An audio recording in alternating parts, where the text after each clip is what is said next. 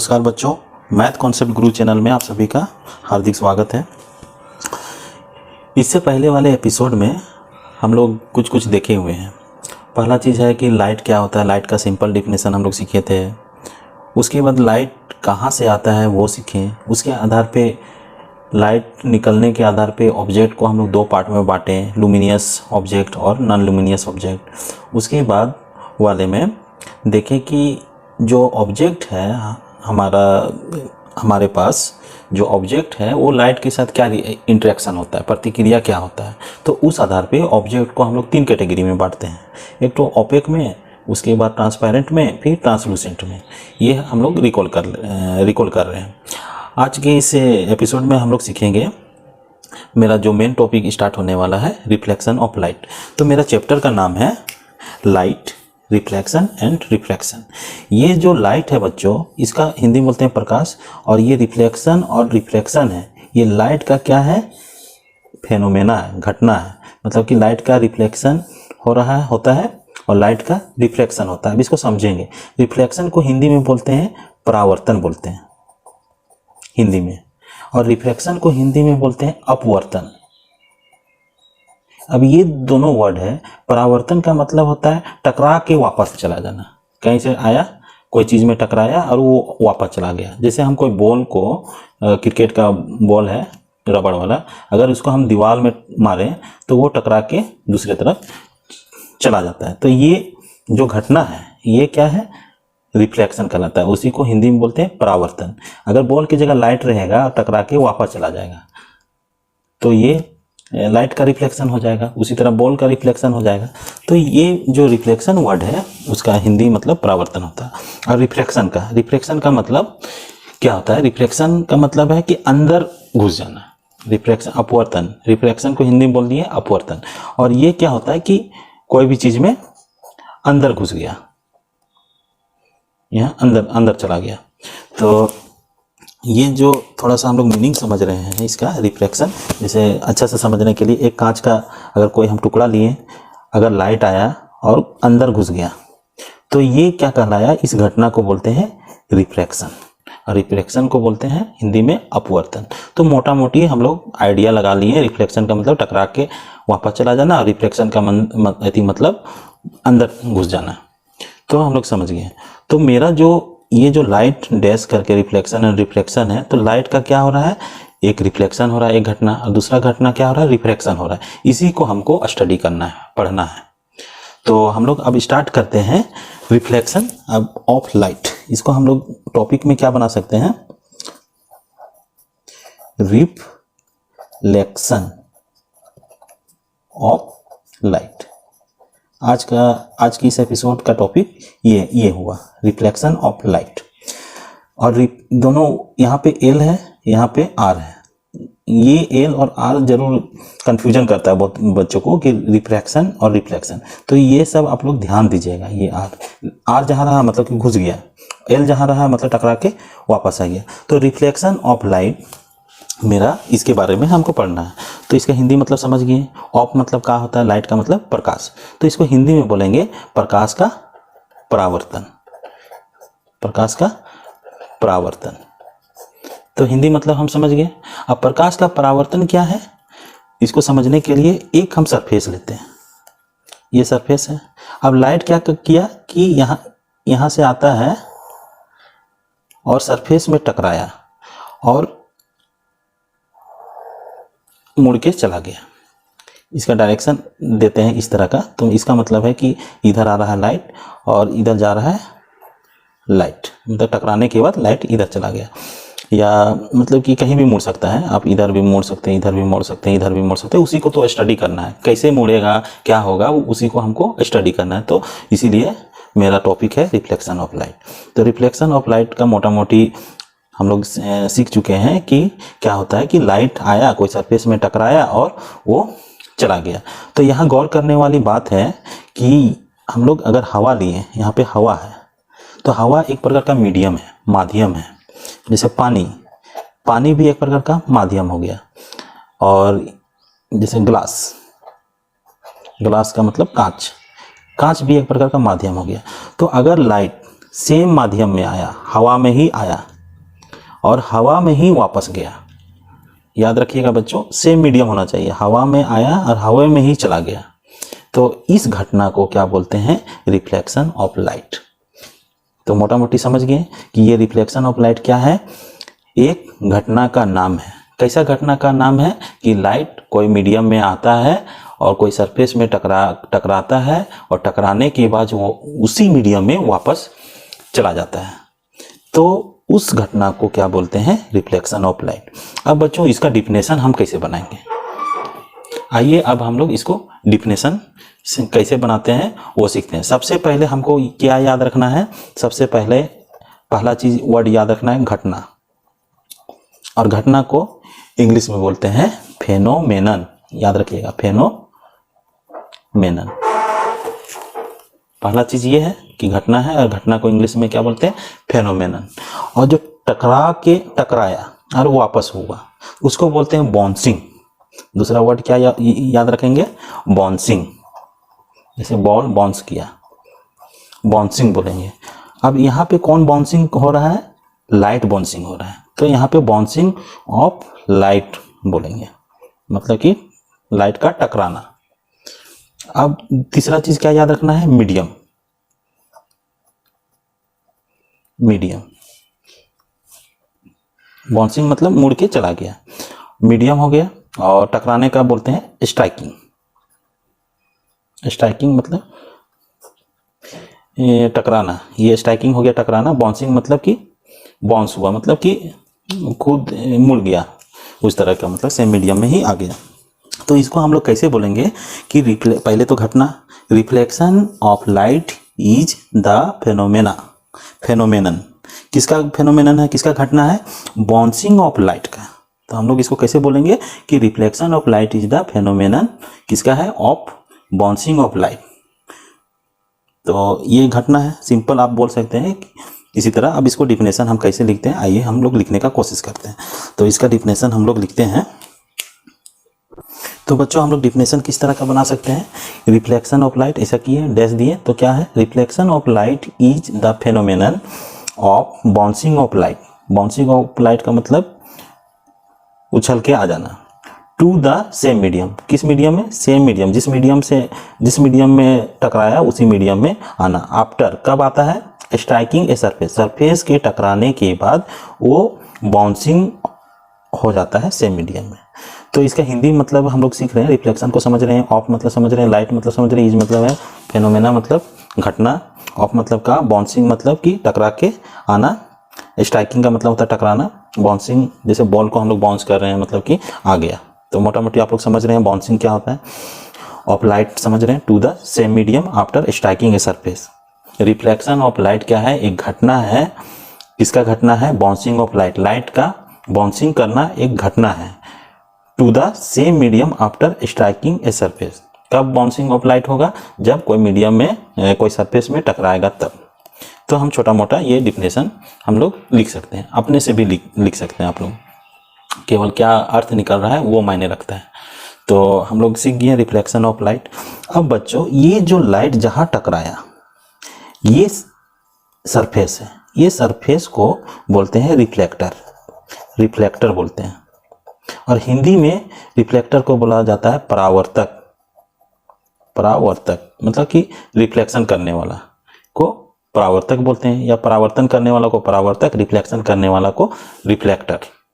तो ये क्या कहलाया? रिफ्लेक्टर। अब रिफ्लेक्टर जो है कोई अच्छा रिफ्लेक्टर होता है, कोई खराब रिफ्लेक्टर होता है। तो इसमें से वेरी गुड रिफ्लेक्टर का नाम है मिरर। मिरर, और मिरर का सिंबल किस तरह का होता है, कैसे हम लोग बुक में देखते हैं कि ये एक कांच का पट्टी रहता है और पीछे तरफ पेंट चढ़ाया हुआ रहता है। पेंट क्यों चढ़ाया हुआ रहता है उसको थोड़ा सा हम लोग सीखने का कोशिश करते हैं। तो हम लोग देखते हैं क्या होता है। तो बच्चों ये मेरा क्या है? एक मिरर है। ये मेरा क्या है? मिरर है। अब मिरर में क्या होता है कि ये जो है कांच का बना हुआ है और ये यूनिफॉर्म है, यूनिफॉर्म थिकनेस का है। यूनिफॉर्म थिकनेस का मतलब कि एक मोटाई का है ये। अब एक मोटाई का है, पहला चीज़ है मिरर बनाने के लिए क्या करना होगा कि एक थिकनेस का रहना चाहिए कांच, और उसके पीछे जो इसके पीछे है ये पोर्शन में चांदी, जिसको हिंदी में बोलते हैं चांदी, और एल्युमिनियम का लेप चढ़ाया हुआ रहता है, जैसे पॉलिश कर दिए, पॉलिश कर दिए। अब उस पॉलिश को बचाने के लिए यहाँ पे कलर लगा देते हैं, कलर लगा दिए उस पॉलिश को बचाने के लिए, तो ये कहलाता है मिरर। और मिरर को हम लोग बुक में या कॉपी में कैसे बनाते हैं, जैसे ये जो लाइन है, ये जो लाइन है ये कांच का है, ये कांच का है, और इसके पीछे में जो रहता है इसका मतलब है कि पीछे पॉलिश किया हुआ है, पीछे क्या हुआ है, ये कोटिंग किया हुआ है, मतलब पेंट चढ़ाया हुआ है। और ये जो सरफेस है ऊपर वाला, ये कहलाता है रिफ्लेक्टिंग सरफेस। जैसे बुक में देखिएगा तो इसका मतलब समझना है कि इधर मेरा रिफ्लेक्ट करेगा, इधर मेरा नहीं करेगा। ये मेरा पेंट चढ़ाया हुआ है, इसके अंदर में क्या है, सिल्वर या एल्युमिनियम का पन्नी बोलते हैं उसको, चढ़ाया हुआ रहता है, एकदम लिक्विड टाइप का रहता है, और उसमें पॉलिश किया हुआ रहता है, इसमें उसके ऊपर से पेंट हम लोग चढ़ा देते हैं, तो वो मेरा क्या हो जाता है, एक अच्छा रिफ्लेक्टर बन जाता है। तो रिफ्लेक्टर अगर कोई पूछेगा तो क्या हम लोग बोल सकते हैं कि एक ऐसा ऑब्जेक्ट या एक ऐसा वस्तु जिसका क्या है, smooth polished and shining surface होता है, इसको हम लोग क्या कहते हैं, रिफ्लेक्टर। और ये क्या करता है कि जितना लाइट आता है, अधिक से अधिक लाइट को वो रिफ्लेक्ट कर देता है। और दूसरा ऑब्जेक्ट क्या करता है कि एक ऑब्जेक्ट होता है कि लाइट को अपने में मतलब कि रख लिया, और दूसरा ऑब्जेक्ट क्या होता है कि वो मतलब कि जितना लाइट आया उतना लाइट वो भेज दिया, तो वो कहलाया गुड रिफ्लेक्टर। तो मेरा एग्जाम्पल में अगर पूछे कि गुड रिफ्लेक्टर कौन है, तो एग्जाम्पल में क्या देना है, गुड रिफ्लेक्टर मेरा मिरर होता है। और मिरर कितना रिफ्लेक्ट करता है लाइट, तो याद रखिएगा 96%, 96% से ज़्यादा। ये कभी कभी ऑब्जेक्टिव जब कंपटीशन का आप लोग का तैयारी कीजिएगा तो कभी कभी क्वेश्चन में ये पूछ देता है कि कितना लाइट को रिफ्लेक्ट करता है। कोई भी चीज़ 100% रिफ्लेक्ट नहीं करेगा, कोई भी रिफ्लेक्टर 100% लाइट को रिफ्लेक्ट नहीं करेगा, कुछ लॉसेस होता है, तो कोई भी आइडियली कोई है नहीं। तो जो आईना भी बनता है वो लगभग 96% से थोड़ा सा ज़्यादा लाइट रिफ्लेक्ट करता है। तो ये वैल्यू माइंड में याद रखना है कि अगर पूछ दे इस तरह का क्वेश्चन तो हमको जवाब देने आना चाहिए। पहला चीज़ क्या है, रिफ्लेक्टर क्या होता है, अगर पूछ देगा तो वो भी बतलाना है। मिरर क्या होता है वो भी बतलाना है। उसका डिफिनेशन आप लोग कैसे बना सकते हैं मिरर का, कि एक ग्लास शीट, ये मेरा क्या है, ग्लास शीट है, having a uniform thin layer of silver metal. अब सिल्वर मेटल का यूनिफॉर्म थिन लेयर होता है, पीछे यहाँ पे थिन लेयर होता है ऑन वन साइड, और किसके साइड में है, एक तरफ होता है। जैसे ये फिगर में बनाए एक तरफ, तो उसको क्या बोलेंगे, उसको बोलेंगे मिरर। और उसको यूज करते हैं अगर मिरर का कोई डिफिनेशन बोल दे तो आइए हम लोग थोड़ा सा एक रिफ्लेक्टर का डिफिनेशन बनाते हैं और मिरर का डिफिनेशन बनाते हैं। अगर कभी भी पूछ दे, हमको सब एक एक पॉइंट लेते हुए चलना है। तो हम लोग रिफ्लेक्टर का डिफिनेशन आइए देखते हैं और मिरर का भी डिफिनेशन देखते हैं क्या होता है। तो बच्चों हम लोग रिफ्लेक्टर को कैसे डिफाइन करेंगे उसको हम लोग सीखेंगे। तो हम उसको नोट में कर दिए हैं, आप लोग वीडियो को पॉज कीजिएगा और ये नोट अपने कॉपी में लिखिएगा। क्या होता है रिफ्लेक्टर, रिफ्लेक्टर को हिंदी में बोलते हैं परावर्तक बोलते हैं। अब क्या लिखा हुआ है, an object having a smooth polish and shining surface reflect most of the light falling on it. इसको आप समझेंगे क्या होता है। एन मतलब होता है एक, ऑब्जेक्ट मतलब वस्तु, हैविंग मतलब रहता है या रखता है। ए स्मूथ मतलब पूरा चिकना, जैसे कोई चीज़ को हम लोग, जैसे कोई एल्युमिनियम या लोहा को एकदम पूरा चिकना करते हैं तो वो हो गया स्मूथ। और क्या होता है कि पॉलिश उसी को बोलते हैं, पूरा पॉलिश किया हुआ एकदम चिकना।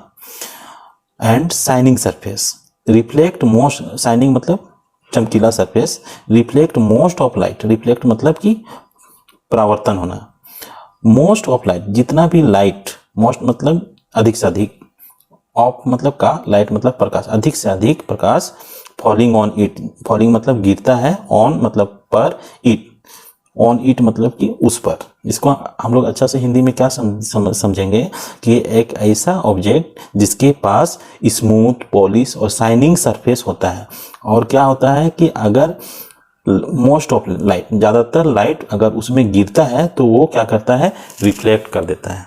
तो ऐसा वस्तु को, वैसा ऑब्जेक्ट को क्या बोला जाता है, रिफ्लेक्टर बोलते हैं। और उसका एग्जाम्पल में क्या है, मिरर है। तो हम लोग डिफिनेशन भी बना सकते हैं। अब आते हैं मिरर का डिफिनेशन। मिरर क्या है? वो ग्लास का रहता है, एक ग्लास सीट का मतलब पतला सा सीट। हैविंग मतलब होता है a uniform thin layer of silver metal. Silver जो है एक प्रकार का मेटल का नाम है। ये गुड कंडक्टर ऑफ इलेक्ट्रिसिटी होता भी है। ये आप लोग याद रखिएगा कि very good conductor of electricity silver. Question में कभी कभी ऑब्जेक्टिव में पूछता है, कंपटीशन वगैरह एग्जाम में। तो जो सिल्वर मेटल होता है, जितना भी अभी है हम लोग का पास, जितना भी मेटल है उसमें से सबसे ज़्यादा कंडक्टिविटी सिल्वर का होता है। ये अभी आप लोग याद रखिएगा। तो क्या होता है, मिरर हम लोग देख रहे हैं कि मिरर क्या है कि एक ग्लास का सीट होता है। हैविंग मतलब होता है यूनिफॉर्म मतलब एक जैसा, thin layer of silver metal. Silver metal का एक थीन लेयर होता है, यूनिफॉर्म थीन लेयर होता है। और क्या होता है, ऑन वन साइड मतलब एक तरफ होता है। Is commonly used as reflector, इसको हम लोग कॉमनली यूज करते हैं रिफ्लेक्टर के रूप में। And is known as, known मतलब जाना जाता है, नॉन एज का मतलब जाना जाता है, ये मिरर एक मिरर के रूप में जाना जाता है। तो मिरर क्या है, एक ग्लास का सीट होता है और उसके एक साइड में uniform thin layer silver metal का लगाया हुआ रहता है। और वो हम लोग जनरली उसको यूज करते हैं रिफ्लेक्टर के रूप में। उसी को हम लोग क्या बोलते हैं, मिरर। इसको हम लोग बुक में कॉपी में कैसे ड्रॉ कर सकते हैं, जैसे एक लाइन खींच दिए, ये मेरा क्या है, कांच का थिन लेयर है। जैसे ये जो है मेरा, ये थोड़ा सा मोटा है। आप लोग घर में कभी देखे होंगे, कभी लुकिंग ग्लास, इसको बोलते हैं लुकिंग ग्लास, जो घर वगैरह में यूज होता है। ये थोड़ा सा हैवी है, तो अगर आप घर में देखिएगा तो वो थिन लेयर का रहता है। अब पीछे में क्या रहता है कि थिन लेयर का सिल्वर मेटल का एक लेप लगाया हुआ रहता है एक तरफ। तो ये जो है हम लोग जो लाइन ड्रॉ किए हैं वो मेरा ये लाइन है, ये लाइन है। अब इसके जो पीछे जो है ये डॉटेड लाइन जो दिखता है इस तरह का किया हुआ, तो इसका मतलब है पीछे मेरा पॉलिश किया हुआ है। और हम लोग किधर से देखेंगे, ऊपर तरफ से देखेंगे। ये हो गया रिफ्लेक्टिंग सरफेस और ये हो गया नॉन रिफ्लेक्टिंग सरफेस पीछे। अगर हम इसको इस तरह का भी बनाएंगे तो इस तरह का भी बना सकते हैं। तो ये हमको बतलाने का मेरा मकसद है कि आप लोग बुक में सीखिएगा कि रिफ्लेक्टिंग सरफेस इधर होता है, ना कि इधर होता है। तो ये मेरा पेंट चढ़ाया हुआ रहता है सिल्वर का या एल्युमिनियम का। तो मोटा मोटी मिरर को हम लोग देख लिए। अब बच्चों, मिरर जो है वो दो प्रकार का होता है। एक होता है प्लेन मिरर, एक होता है प्लेन मिरर। जो अभी हम लोग देख रहे थे वो मेरा क्या है, प्लेन मिरर। और प्लेन को बोलते हैं हिंदी में समतल, समतल बोला जाता है। और मिरर को बोलते हैं दर्पण। तो इसको प्लेन मिरर को क्या बोलेंगे, दर्पण बोलेंगे, समतल दर्पण। और दूसरा होता है curved mirror, curve mirror. Curve मतलब कि वो मुड़ा हुआ मिरर होता है। अभी हम लोग चलिए प्लेन मिरर कैसा होता है, कर्व मिरर कैसा होता है, उसको हम लोग देखते हैं, फिजिकली देखते हैं कि किस तरह का होता है। तो ये जो प्लेन मिरर है वो समतल होता है और कर्व मिरर होता है कि कर्व टाइप का। जैसे यहाँ पे अगर हम ग्लास देखें तो यहाँ पे छुइएगा तो कर्व टाइप का महसूस होगा। तो बच्चों आप चलते हैं कैसा मिरर होता है उसको थोड़ा सा देखेंगे। तो ये जो कर्व है इसको हिंदी में बोलते हैं वक्र, मिरर को बोलते हैं दर्पण। तो दो प्रकार का हुआ मेरा मिरर। एक होता है प्लेन मिरर और दूसरा होता है कर्व मिरर।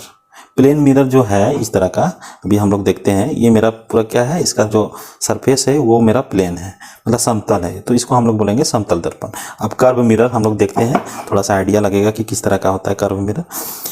ये है एक प्रकार का मिरर। ये देखिएगा, ये जो है कुछ घुसा हुआ है, कर्व है इसमें। तो ये हो गया कर्व मिरर, यहाँ पे कुछ घुसा हुआ है। और एक प्रकार का इस तरह का भी मिरर होता है, अभी इसका टाइप भी पढ़ेंगे। इस तरह का देखिए, यहाँ पे कुछ उठा हुआ है, यहाँ पे क्या है, घुसा हुआ था, मतलब कि कर्व है थोड़ा सा। तो ये इस तरह का मिरर को बोलेंगे कर्व मिरर, बोलेंगे कर्व मिरर। और ये जो कर्व मिरर कहाँ से हम लोग बनाते हैं, ये कर्व मिरर बनाते हैं कोई भी अगर होलो स्फीयर है, गोला है, जो खोखला गोला है, मान लीजिए ये बल्ब है, ये मेरा क्या है, गोला है, उसी को काट के बनाया जाता है कर्व मिरर को। तो जो है थोड़ा सा हम लोग आइडिया ले लिए कि कर्व मिरर कहाँ से आता है। तो कर्व मिरर जो है ये मेरा स्फीयर से आता है। स्फीयर क्या रहता है, गोला रहता है, गोल रहता है। उसी को एक ओर से हम लोग काट लेते हैं और उसी से मेरा एक और में पॉलिश कर दिए और दूसरा तरफ रिफ्लेक्टिंग सरफेस हुआ तो वो मेरा कर्व मिरर कहलाया। तो कर्व मिरर जो बच्चों ये दो प्रकार के होते हैं। इसको बोलते हैं, एक होता है कॉनकेव, कॉनकेव मिरर, और दूसरा होता है कॉन्वेक्स मिरर। कॉनकेव मिरर को हिंदी, कॉनकेव का मतलब होता है अवतल, अव मतलब कि घुसा हुआ, धसा हुआ, तल मतलब सरफेस, मतलब घुसा हुआ सरफेस को बोलते हैं कॉनकेव, मिरर बोलते हैं दर्पण। तो अवतल दर्पण मतलब कि घुसा हुआ रिफ्लेक्टिंग सरफेस अगर रहे तो वो कहलाया कॉनकेव मिरर। उसको हम लोग कैसे बनाएंगे, इस तरह का उसका डायग्राम बनता है। मतलब कि ये मेरा पॉलिश किए हुए पीछे और पेंट किए हुए और रिफ्लेक्टिंग सरफेस मेरा ये है, ये है, मतलब कि घुसा हुआ है। तो इस तरह का मिरर को बोल दिए कॉनकेव मिरर। और कॉन्वेक्स मिरर, कॉन्वेक्स को हिंदी में बोलते हैं उत्तल, और उत्तल और मिरर को बोलेंगे दर्पण। इसका रिफ्लेक्टिंग सरफेस क्या होगा, उत्तल रहेगा। उत्तल मतलब उठा हुआ, उत्तल और उठल एक जैसा वर्ड लग रहा है। इसका जो पॉलिश किया हुआ भाग है पीछे है और जो रिफ्लेक्टिंग सरफेस है ये क्या है, उठा हुआ है। तो इसमें जैसे ये मेरा क्या हुआ है, उठा हुआ है। तो ये मेरा हो गया ये मेरा हो गया उत्तल दर्पण। और इसी का जस्ट अंदर में अगर देखें तो वो हो जाता है अवतल दर्पण। इसमें मेरा है एक प्रकार का कॉनकेव मिरर है, हम लोग आगे देखेंगे किस तरह का होता है। और एक है कॉन्वेक्स मिरर, यहाँ भी देखिएगा आप लोग कॉन्वेक्स मिरर लिखा हुआ है। तो इसको हम लोग देखेंगे, अभी थोड़ी देर में देखेंगे। एक हम एक्सपेरिमेंट करते हैं बच्चों, जो लाइट मेरा किस तरह का आता है, उस लाइट का क्या नाम है, वो हम एक छोटा सा एक्सपेरिमेंट करके देखते हैं। तो चलिए कुछ एक्सपेरिमेंट करते हैं, उससे हम लोग में क्या आएगा, थोड़ा सा जानने का इच्छा और थोड़ा सा जो मेरा है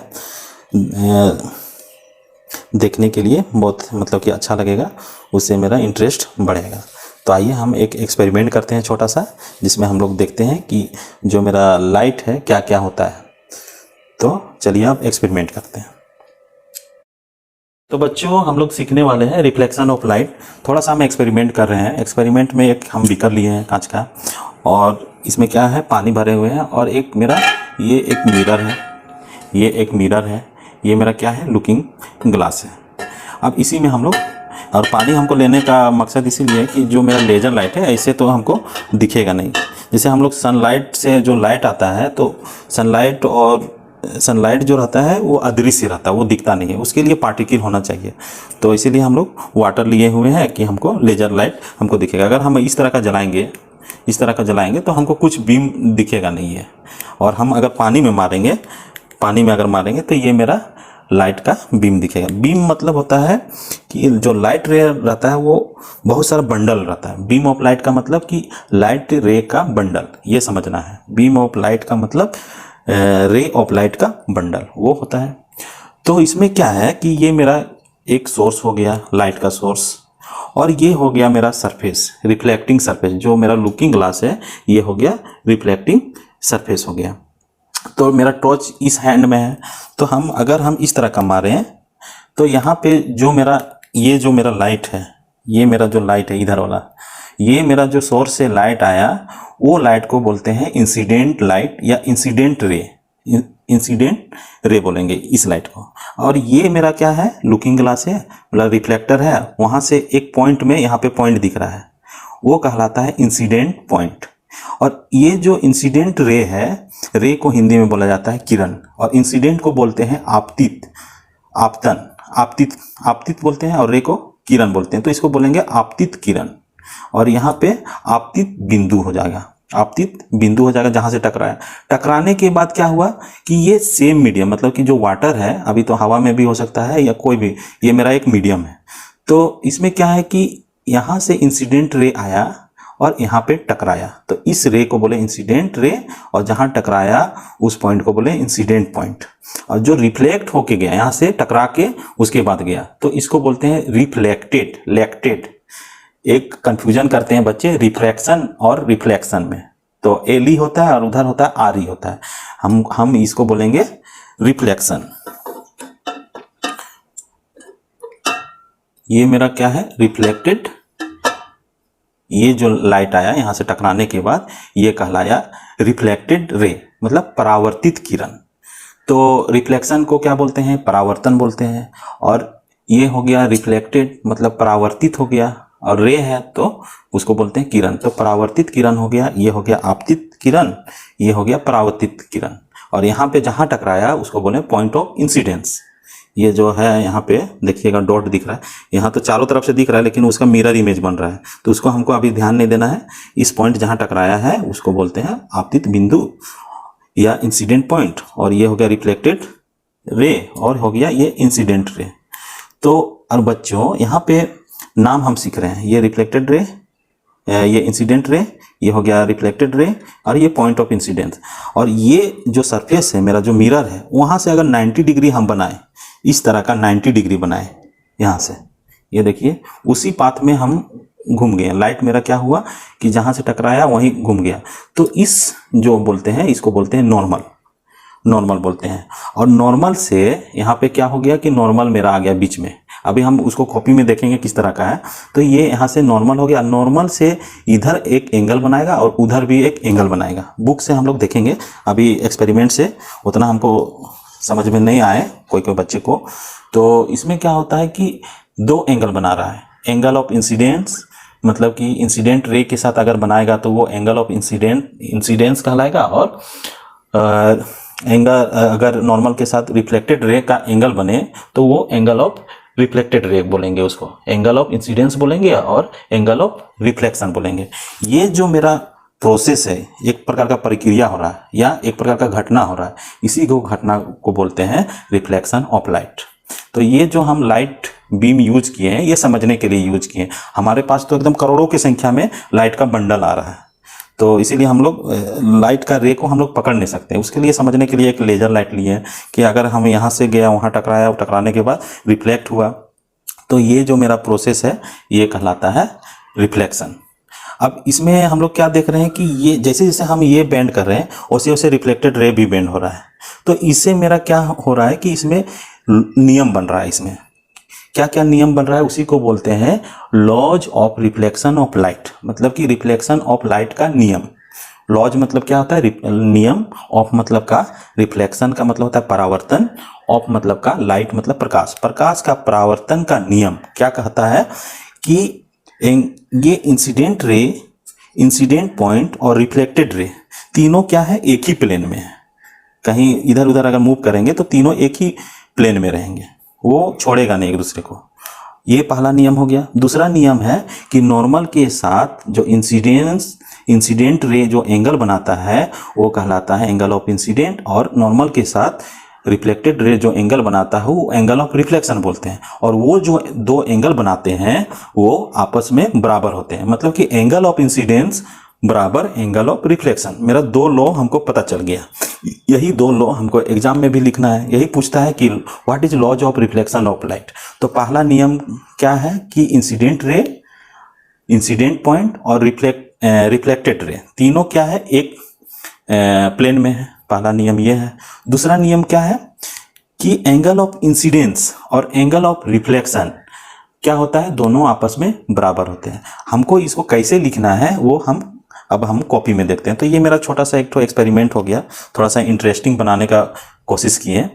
तो ये जो मेरा लाइट इस तरह का दिख रहा है इसको बोलते हैं लेजर लाइट, और ये बीम ऑफ लाइट है। हमको मीडियम क्या है, वाटर है मीडियम, हवा भी होता है एक प्रकार का मीडियम। मीडियम मतलब माध्यम जिसमें कोई चीज, कोई एनर्जी फ्लो करता है। तो लाइट मेरा क्या है, एक प्रकार का एनर्जी है, वो फ्लो कर रहा है। लेकिन लाइट को क्या है कि मीडियम की आवश्यकता नहीं होती है। क्यों नहीं होती, क्योंकि ये इलेक्ट्रोमैग्नेटिक वेव है। आप लोग बार बार हम बोलते जाएंगे इलेक्ट्रोमैग्नेटिक वेव, तो इसको समझिएगा कि एक इलेक्ट्रिक फील्ड और मैग्नेटिक फील्ड का प्रॉपर्टी होता है इस लाइट में, जिसके कारण इसको मीडियम की आवश्यकता नहीं होती है।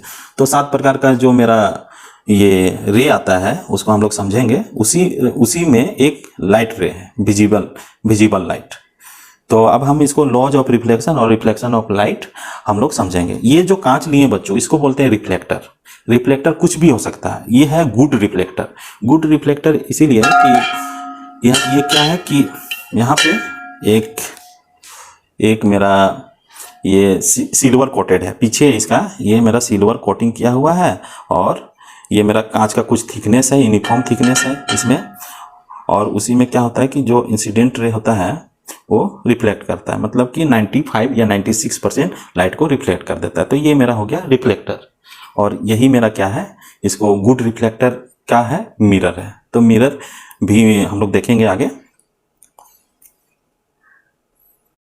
तो बच्चों हम लोग एक्सपेरिमेंट में देखे कि मेरा जो समतल दर्पण था उसमें कैसे लेजर लाइट से हम लोग मारते थे और कैसे मेरा रिफ्लेक्ट होता है, उसको आप कॉपी में हम लोग उतारेंगे। तो इस तरह का हम एक लाइन बनाते हैं। ये जो है वो मेरा जो मिरर था, जो अंदर में रखे हुए थे बीकर के अंदर में, वो मेरा मिरर है। अब किधर पॉलिश किया हुआ है, किधर पेंट पॉलिश या पॉलिश और पेंट किधर किया हुआ है, पीछे किया हुआ है। इसका मतलब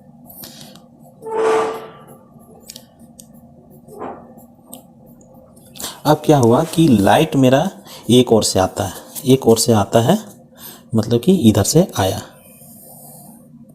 और ये जो लाइट आया इसको बोलते हैं इंसिडेंट रे। इंसिडेंट रे बोलेंगे या लाइट बोलेंगे, इंसिडेंट रे बोलेंगे। और इस बिंदु में जो टकराया उसको बोलते हैं इंसिडेंट पॉइंट। इंसिडेंट पॉइंट ये हुआ।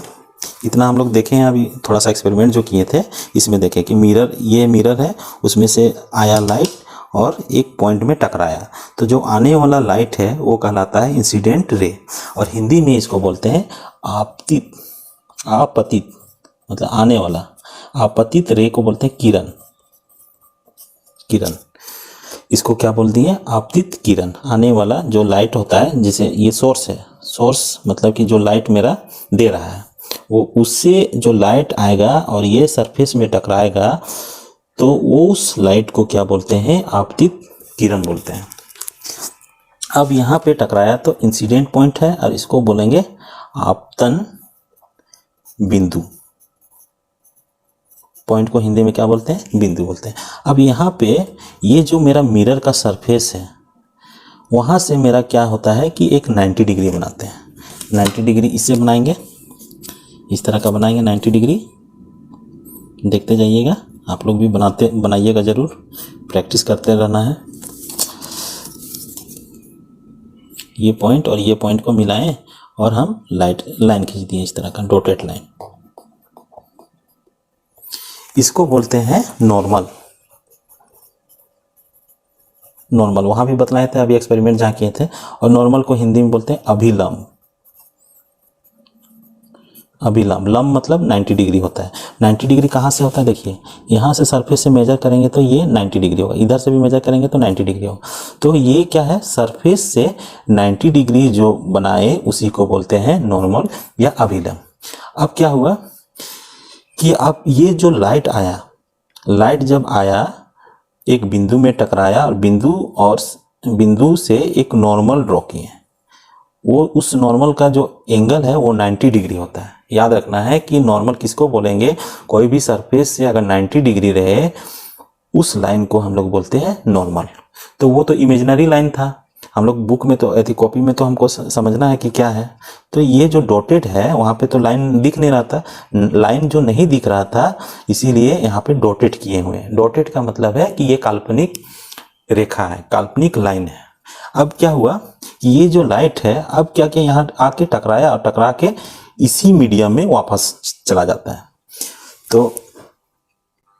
तो बच्चों अब जाने वाला को लाइन को कैसे करेंगे, तो ये जो नॉर्मल है मेरा, इसे हम एंगल मेजर कर लेते हैं। एंगल मेजर करने से ये मेरा एंगल मेजर कर लिए, तो ये 50 डिग्री के करीब आया। अब इधर भी हम लोग 50 डिग्री ही करेंगे, ऐसे बैठा लिए। अब यहाँ पे देखेंगे 50 यहाँ पे है, तो ये यहाँ पे ड्रॉ कर दिए। अब इसको हम मिलाते हैं स्केल से।